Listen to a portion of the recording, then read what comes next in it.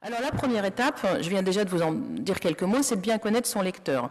C'est une méthode complètement empirique, ce n'est pas des recettes que je vous donne, de toute façon nous n'avons pas de recettes. Simplement, moi j'ai coutume de dire qu'une partie de mon métier c'est de savoir plier les genoux, c'est de me mettre à quatre pattes sur des tapis, c'est d'être à hauteur d'enfant, en tout cas quand mon lecteur est un lecteur de cet âge-là.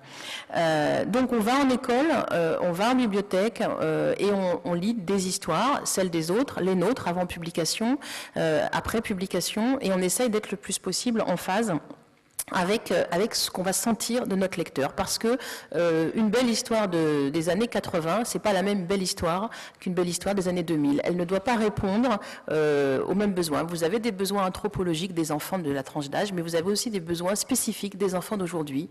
Et c'est en ce sens-là que nous sommes donc effectivement presse et actualité. Je vais vous donner un seul exemple. Au carrefour des professionnels et de nos observations, on nous a fait beaucoup remonter l'agitation des tout-petits d'aujourd'hui. Le côté impossible pour eux de se poser, de tirer un fil, de mettre de la continuité. Donc ces enfants zappeurs, je pense que vous êtes aux premières loges pour le voir.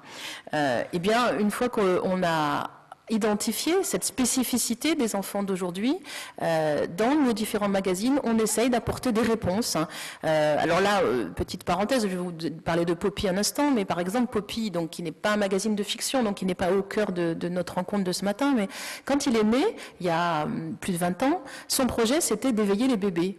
Mais aujourd'hui, ils sont drôlement suffisamment éveillés, les bébés. Donc le projet de Poppy aujourd'hui, c'est plutôt de les aider à mettre du sens, et c'est comme ça par exemple qu'on a décidé de faire un magazine thématique qui fait des entrées multiples, mais qui va permettre à l'enfant de se rassembler autour d'un thème. Voilà, donc on part premièrement en ayant, nous dans notre besace, identifié les besoins du lecteur.